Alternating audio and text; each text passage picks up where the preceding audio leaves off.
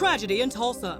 A young basketball star, Trey Bird, is shot, paralyzed, and then dies in the prime of his life. The security guard who pulled the trigger is claiming self-defense.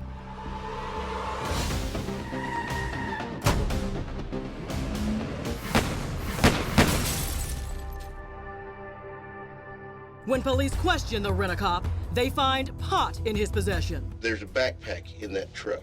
Is that your backpack? Oh, yeah. There's a little bit of weed in that backpack. Okay.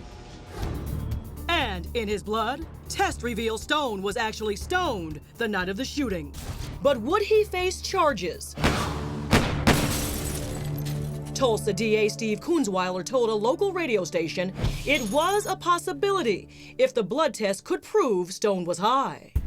How would that impact your decision on whether to press charges? Well, I think that would be significant, and certainly that would have a major bearing on it. But in a stunning development, while the guard faced possession charges, he was never charged in connection with the shooting of Trey Bird.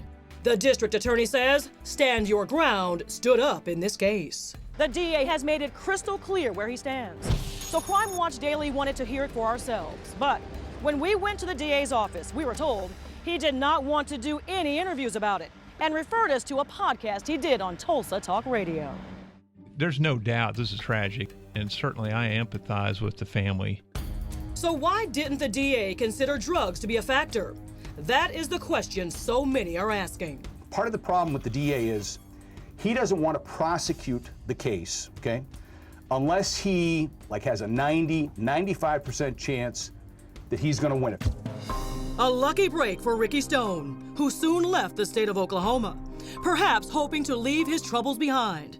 But Crime Watch Daily wanted to hear from Stone, who has never publicly commented on his case. We tracked him down in his hometown of McLean, Texas, some 350 miles away from Tulsa.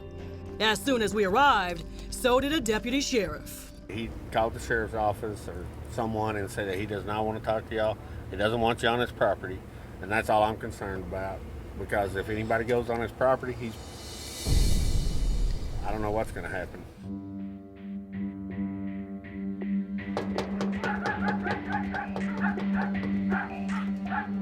You know he's home? At first, he refuses to talk, telling us to go away. An hour later, he agrees to a phone interview. I've been labeled as a murderer. Do you wish you would have done anything differently that day? I wish I would have called in sick. I did not want to take life. Who wants to take life? For people that believe you should be behind bars, should have been charged for the death of Monroe Bird, your first response to them would be what? I hid nothing from the police. I told them everything that happened, the way it happened. The facts are the facts. If the case was so strong, I feel like I would have been charged. Stone seems remorseful until he's asked about the marijuana. I really don't care to comment about that part of it. I was not under the influence of marijuana at the time. Anything else is not relative to this particular incident. But clearly, the toxicology report says otherwise. Trey's family's legal team says Stone can't hide behind a few ounces of pot, nor Oklahoma's stand your ground law.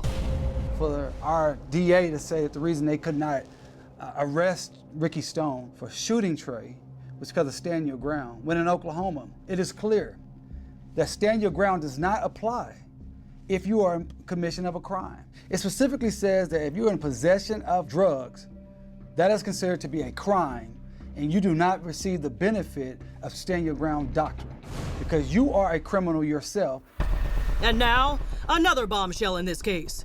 This young woman, seen here with her father, was in the car with Trey that fateful night. For the first time, she's speaking out, only to Crime Watch Daily, and she disputes the security guard story. Her name? Talie Owen. She says Trey's car never hit Stone as he claims. Mr. Stone says when he fired the shots, it was because he thought he was going to die if he didn't do that. That the car was barreling for him, that Trey was coming at him. I don't think that's true. I don't think he was in danger. I think he was trying to cover himself. And Talie says the security guard fired those 3 shots as they were driving away. We were like 50 feet away from him when he first shot. He shot about 3 times and broke the back window. And glass flew all over me, and so I ducked down. How scared were you that day? Very, very scared. I was like nauseous. I didn't know what to do. In her interview with detectives the day after the shooting, Talie was very emotional, but she told police the same story. Right there is when he started shooting, so we have already went down the road a little bit. Despite her unwavering claims, Ricky Stone remains a free man, though the DA says he would look at the case again with any new evidence. It's not a closed door. Right. If somebody comes forward, I'm certainly going to give every opportunity to review that. I'm not saying that my mind can't be changed. But until then, a civil suit has been filed against the apartment complex and the security company that hired Stone. As for Trey's family, they are hoping and praying for a miracle. While the civil case may help pay the $1 million in medical bills left behind, they'd also like to see their son's shooter brought to justice. I do want justice. I want Ricky Stone arrested. I want Ricky Stone to have to be accountable.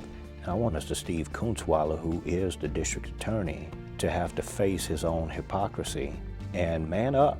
And I'm going to be a thorn in Steve Kuntzweiler and the Tulsa DA's side, legally speaking, in every way that I can, because they have perpetrated a great injustice on a wonderful young man. And Matt, Trey's family and his friends have started a support group called Stand for Monroe, and they really need it because they need money to pay for these medical bills. There's a lot of them.